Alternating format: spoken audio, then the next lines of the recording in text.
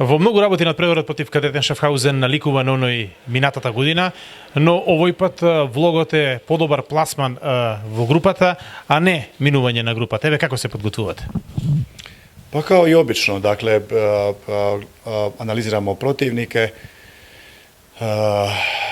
gledamo koji su njihovi specijali, u čemu su oni dobri, šta rade jako dobro, koji su tu igrači koji imaju ključne lopte, koje su njihova specifična kretanja i naravno kroz video analizu, kroz treninge i naš sustav koji mi imamo, probamo dakle naći što je najbolje, kako bi trebao izgledati taj performans, odnosno kako bi trebala izgledati jedna dobra taktička priprema za Kadeten. Naravno, kao što ste i rekli, u odnosu na prošlu godinu je malo lakša pozicija rezultatska po pitanju pozicije na tablici, međutim, smatram da u sportu nema laganih pozicija, nego jednostavno imate jedan cilj koji ne smije biti varijabla i to je pobjeda. Dakle, bez obzira da li ste prvi na tablici ili ste peti ili bilo kakva pozicija, dakle,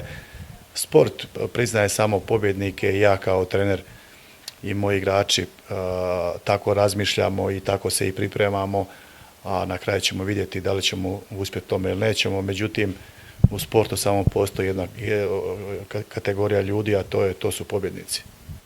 Во овој густ период Еврофан Перистер покажа карактер, ги доби скоро сите надпревари, единствениот кој што не го доби беше жилов противник до последната минута, иако играше со крпен тим во Франција. Тоа го покажува карактерот на екипата.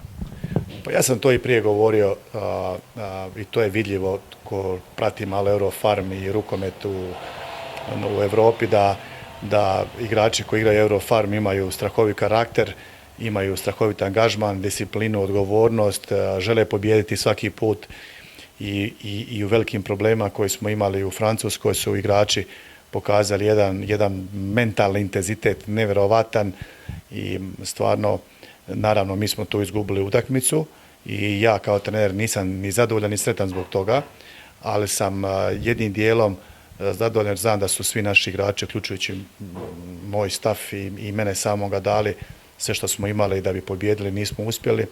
Međutim, pokazali smo stvarno karakter i to je sigurno nešto što krasi Eurofarm ove godine. Стипе има голема символика на мечот против Кадетен Шафхаузен од оној минатата година и тогаш доаѓате после болести, проблеми, повреди и густ распоред, а и сега.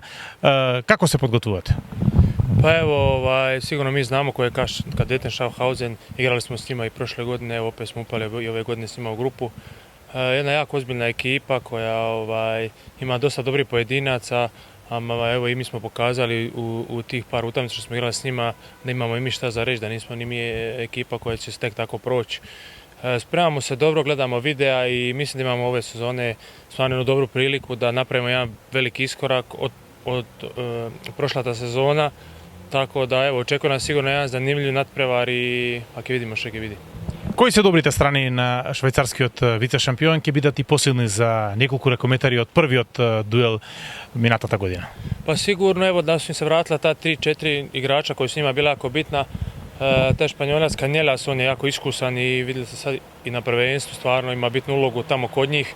Mislim da je on jedan od najbitnijih igrača, a tu su ima još i golman Filipović isto koji je jako dobar. Ima dosta dobrih igrača i igraju pametno, igraju dugo, ne mogu sad reći da su dosadni ali pod navodnike, ali dugo koncentrirano igraju i jednostavno treba to izdržati i to je to.